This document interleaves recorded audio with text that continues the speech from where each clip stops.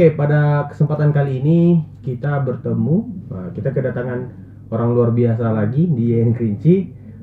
Beliau kalau di YN Kerinci, kalau teman-teman ke YN Kerinci nanya ini ahli tasawufnya siapa? Ya saya langsung ke beliau, orang semuanya ngarahnya ke beliau, yaitu Bapak Dr. Usman. Gimana kabarnya Pak? Alhamdulillah. Sehat. Siapa? Gimana kesehariannya sekarang Pak? Apa? Kesehariannya sekarang gimana Pak? Keseharian ya kita sedang sekarang melaksanakan beberapa kegiatan. Ya kemarin ada kegiatan wisuda. Ya kemudian ujian yang juga begitu sibuk kemarin. Betul. Ujian munakasah, tesis S1 juga. Iya. Alhamdulillah pada kesempatan ini tadi kita sudah melaksanakan pembekalan DPL KKN tematik moderasi beragama tadi. Sudah berjalan dengan lancar. Ini kebetulan kebenaran sekali ya kita datang di podcast sekarang itu kedatangan memang penanggung jawab KKN. Iya. Nah sekaligus sebenarnya ini podcast kita pada kali ini Pak, kita ingin di sini sebagai wadah informasi di YN. Bisa kita katakan podcast YN Kerinci merupakan wadah informasi agar semua orang tahu apa terjadi di YN Kerinci, karena nanti kita masukkan ke YouTube Pak. Ya, okay. Nah jadi sekarang ini kita mau KKN. Kebetulan Bapak penanggung jawabnya. Iya. Bapak ketua pelaksana. Iya, ketua pelaksana Pak ya. Iya, ketua pelaksana dan sekaligus kepala pusat pengabdian pada masyarakat. Nah itu ada di LP2M ya Pak. Ya. Nah jadi mungkin ini kita penting loh Pak. Kita penting menjadikan sarana ini sebagai sarana informasi yang tidak berkesudahan. Ya. Karena nanti saya yakin banyak mahasiswa yang bertanya, kemarin itu coachingnya kemarin apa saja, ini tugasnya apa saja gitu ya. Nah dengan adanya rekaman kita hari ini Pak, harapannya nanti mahasiswa bisa langsung lihat. Ya. Nah lihat di YouTube, oh iya kata Pak Usman seperti ini, oh kata Pak informasinya seperti ini. Ya, okay. Nah itu harapannya Pak. Siap. Nah kita mulai bahas ya Pak, tapi santai aja Pak. Oke, santai. Kalau mau minum silahkan dulu Pak. Nah sekarang gini Pak, kita sudah beberapa lama di YN Kerinci ini melaksanakan KKN ya Pak?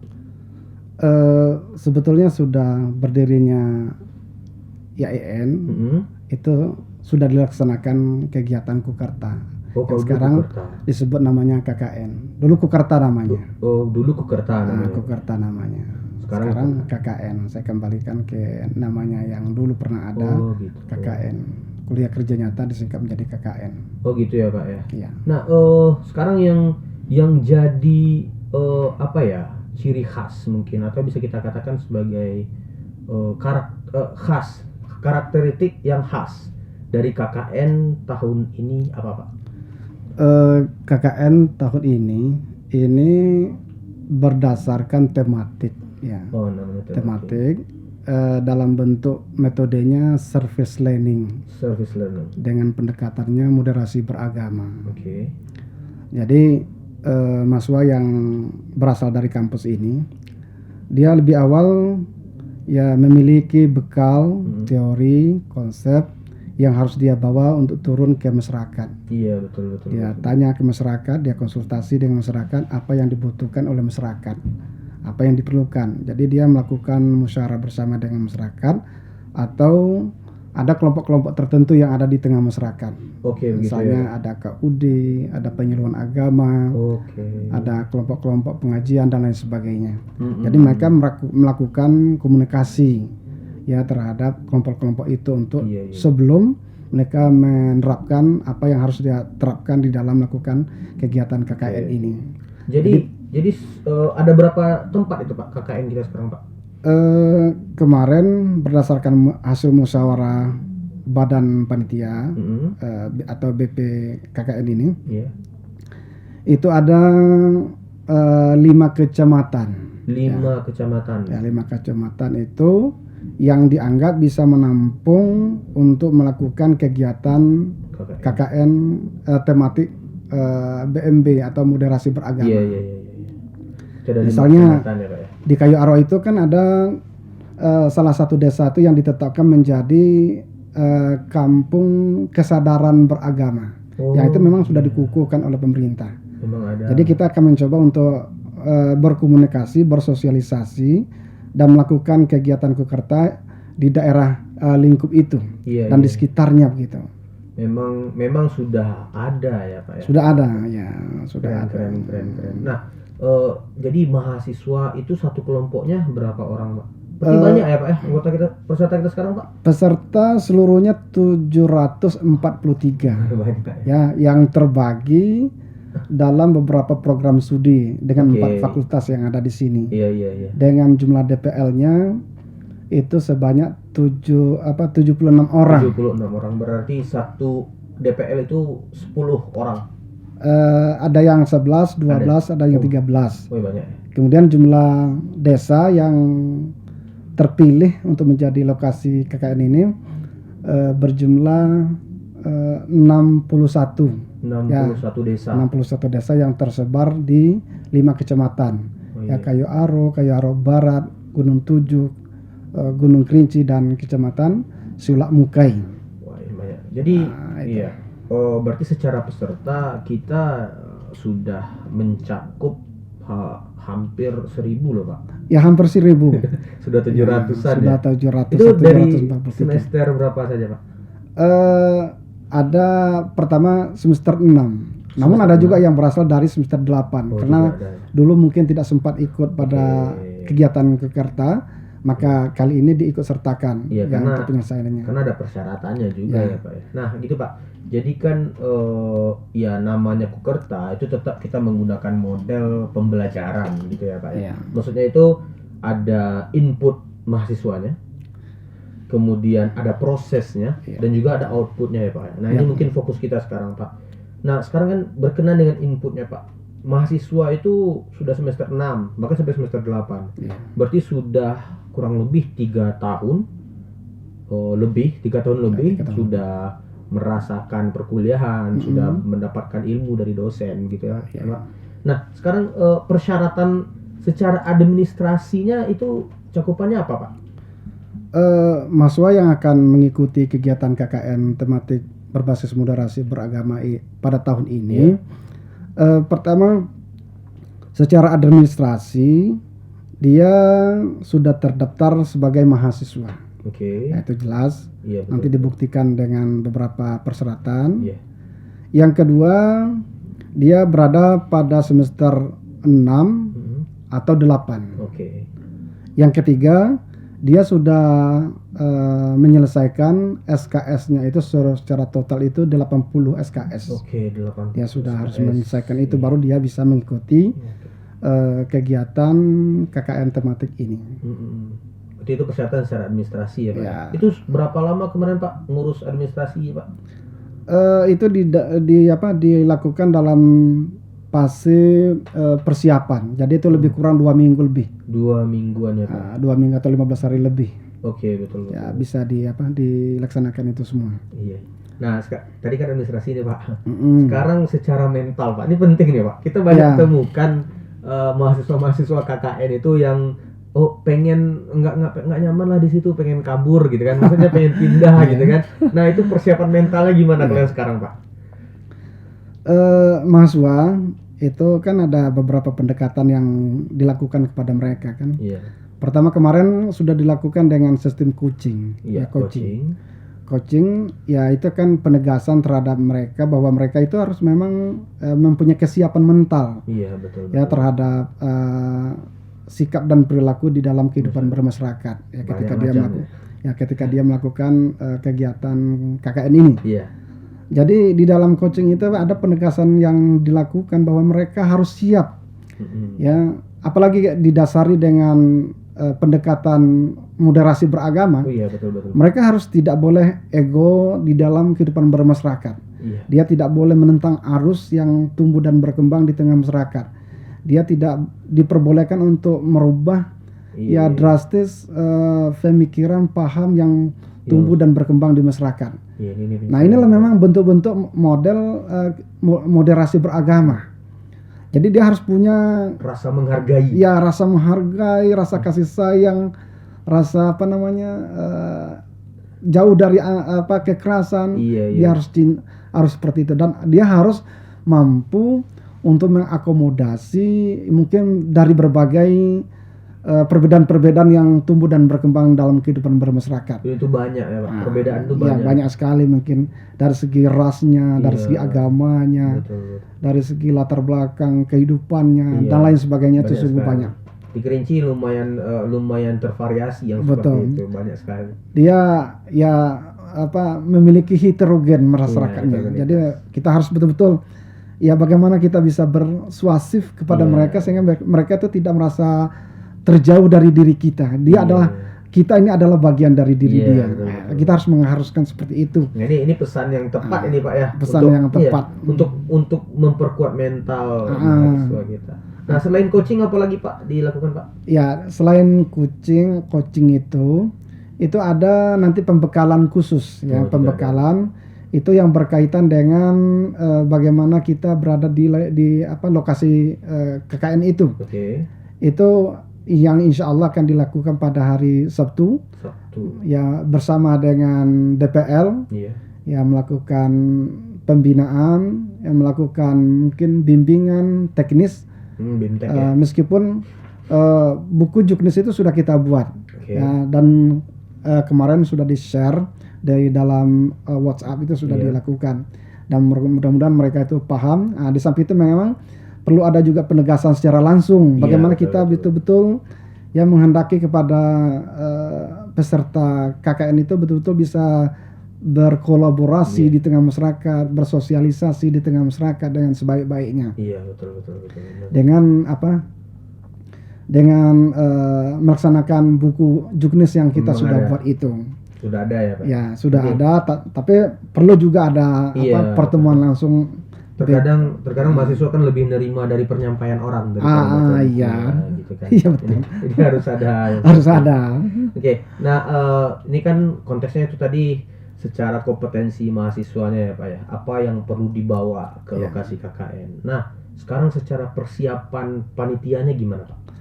Ya, panitia jauh-jauh hari sudah melaksanakan berbagai bentuk persiapan. Misalnya pertama menyiapkan draft sosialisasi. Jadi sebelum melakukan pendaftaran itu lebih awal dilakukan sosialisasi bahwa kita akan melakukan kegiatan KKN tematik berbasis moderasi beragama ini. Lalu itu dilakukan sosialisasi. Terus melakukan rapat BP ya untuk menetapkan lokasi.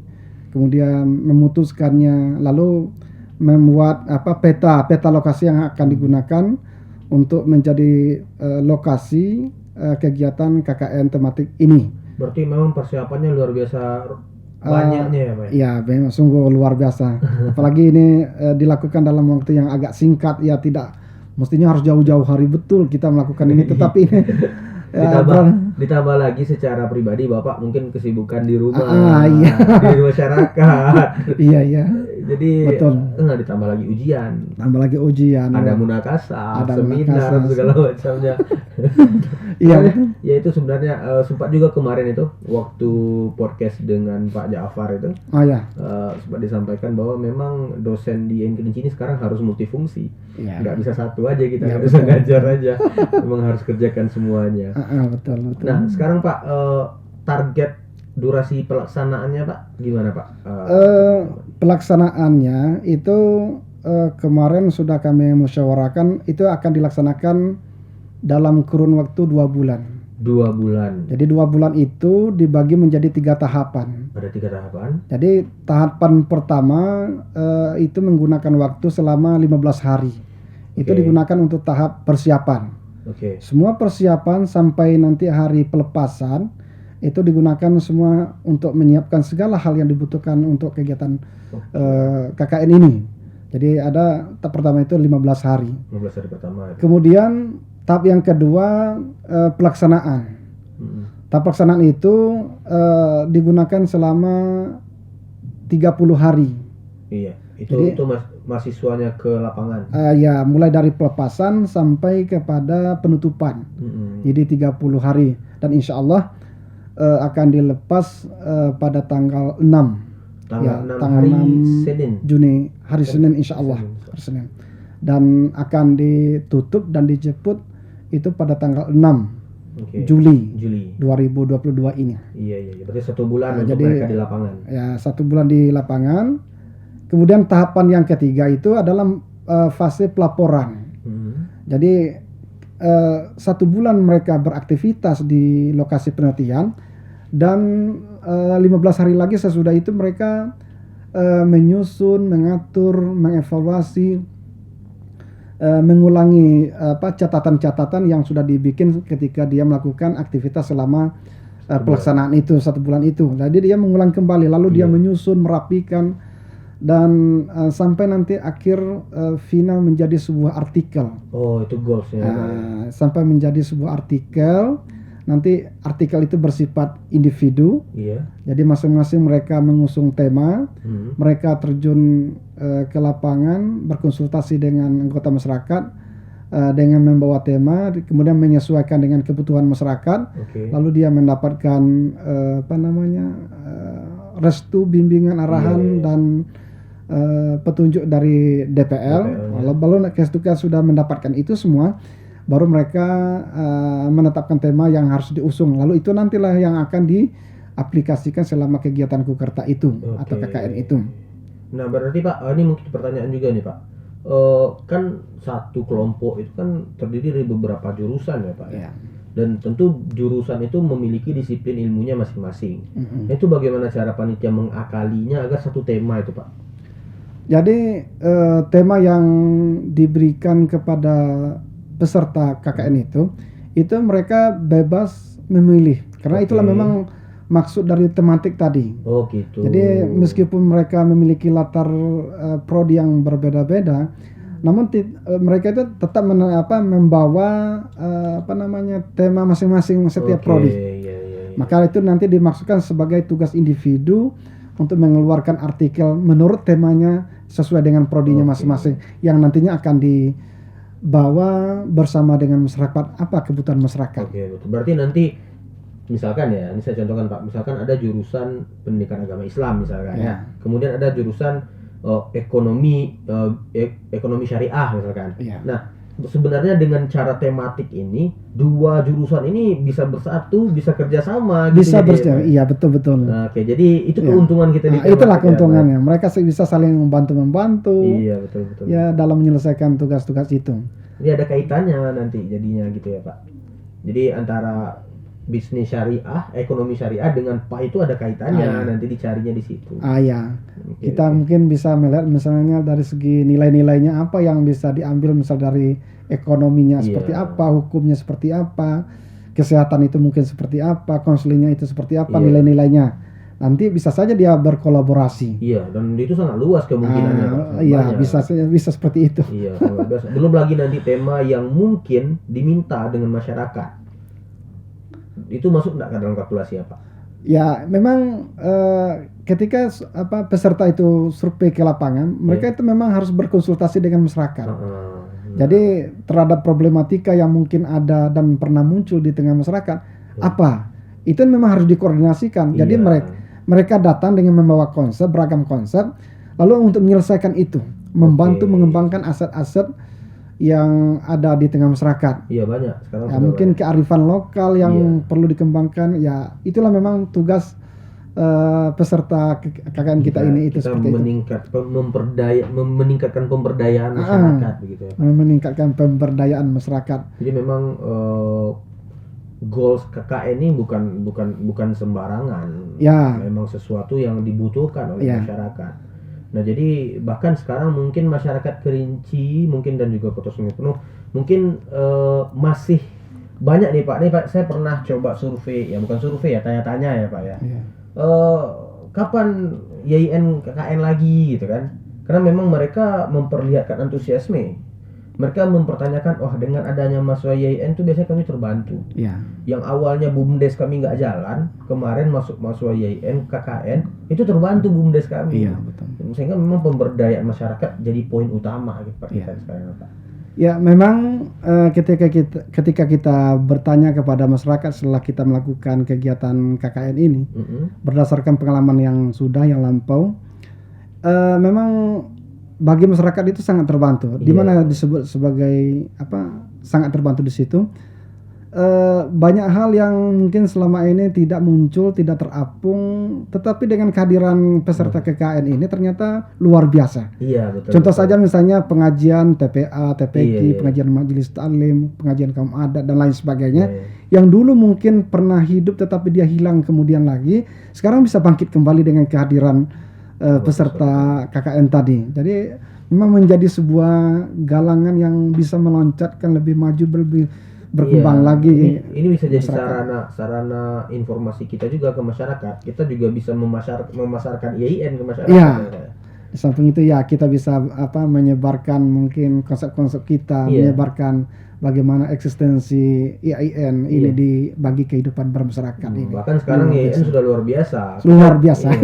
Kita sekarang sudah ada, kemarin Bapak sudah tahu mungkin ya, PAUD udah keluar SK-nya. Alhamdulillah ya, saya dengar memang ada informasi itu bahwa PAUD sudah. Iya, berarti kita udah ada 3 jurusan baru Pak. Udah ada PAUD, juga ada kimia. Nah, satu lagi yang di FEBI ada satu lagi. Luar biasa.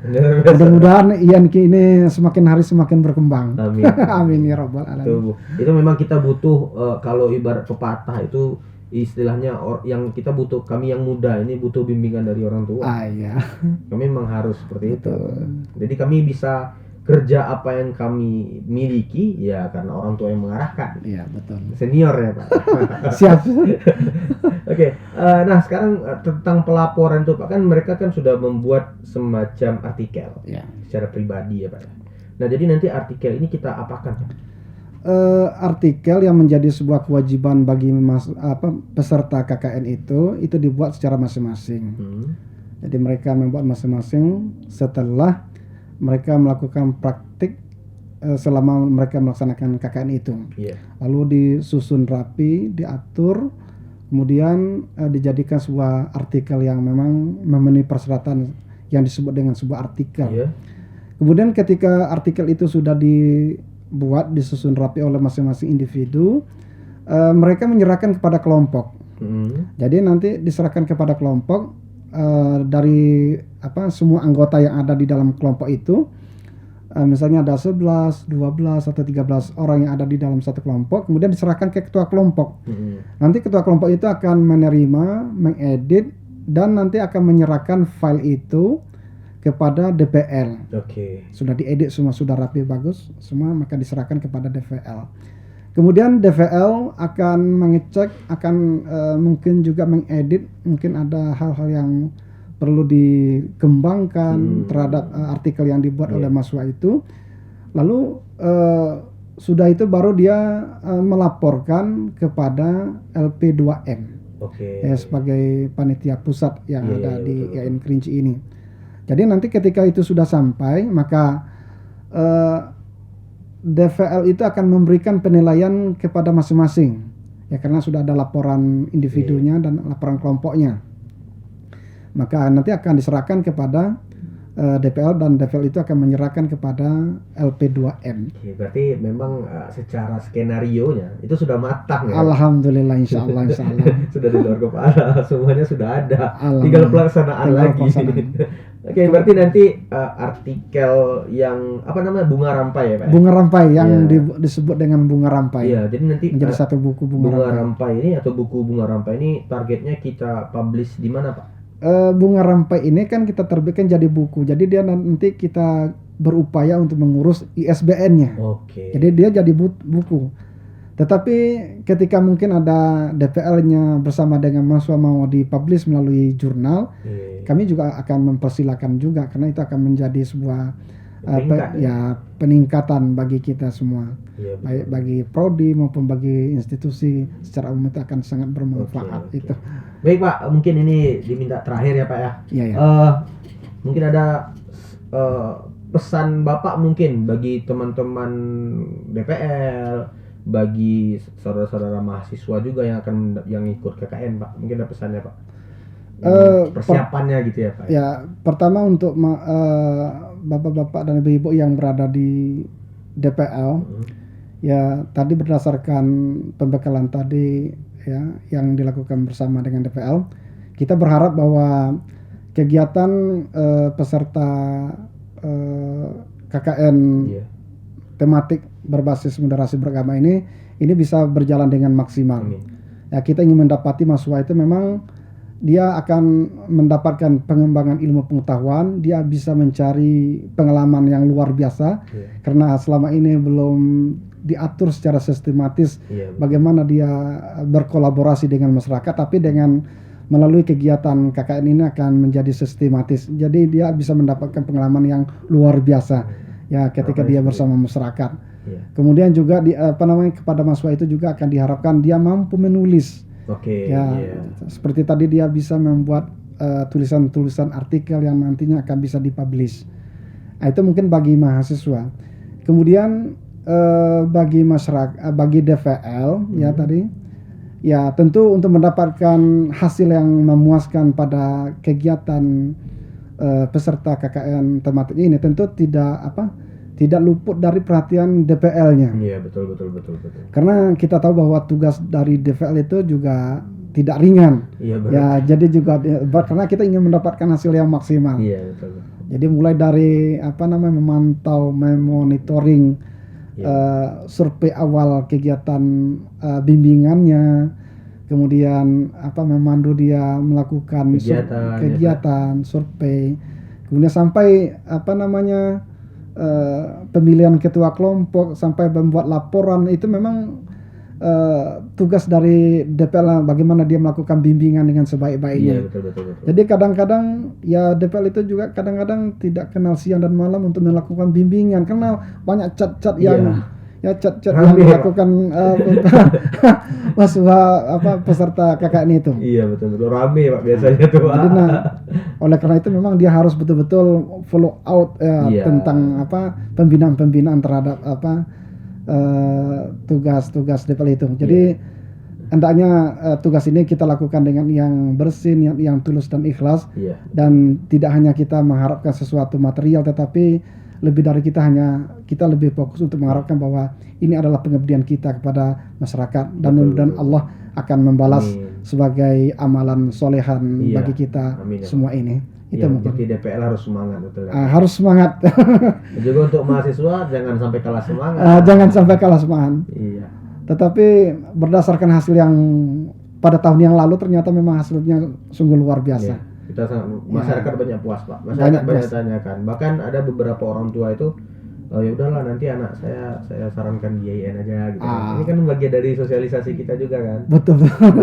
Nah, mudah-mudahan IAIN ini menjadi sebuah pilihan yang benar, yang tepat ya bagi masyarakat yang ada di Kerinci dan Sungai Mendut dan di luar. Iya, betul. Kemarin terakhir itu kebetulan kami di TIPD kan juga ngecek itu Pak yang SPAN kemarin ya. Yang SPAN kemarin atau UM itu dicek, ternyata kalau secara peta itu pada tahun sekarang itu kita tidak hanya menerima yang ada di Kabupaten Kerinci Sungai Penuh saja, ada dari Sumbar, bahkan ada yang dari Sumatera Utara. Juga ada yang ambil. Berarti udah luar biasa kita sekarang. Memang luar biasa. Ya, saya ketemu juga di beberapa kelas ketika saya ngajar itu ada yang dari Banten, macam-macam, ada yang dari dari Pekanbaru, udah jauh, dari Muko-Muko, banyak, luar biasa.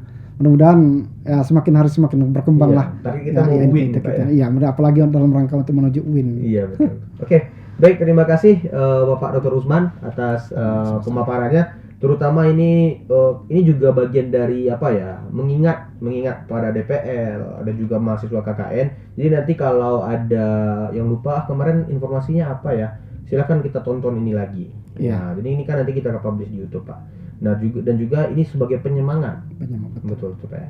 Nah, jadi diharapkan kepada teman-teman mahasiswa terutama tetap dengar informasi yang dari DPL, yang dari BP, dan juga dari pihak-pihak lain yang memiliki kompetensi di bidangnya. Oke, baik Bapak kita cukupkan sampai di sini dulu Pak. Terima kasih Pak sudah datang di studio sederhana kita Pak. Amin. Semoga kedepannya Bapak kesini lagi. Kita banyak bicara. Insyaallah. Mudah-mudahan nanti ada sesi kajian tasawuf mungkin Pak secara ini Pak. Insyaallah. Nanti mungkin bisa Pak. Karena memang penting nih Pak. Mahasiswa kita kajikan ini. Oke Pak, terima kasih Pak. Assalamualaikum. Waalaikumsalam.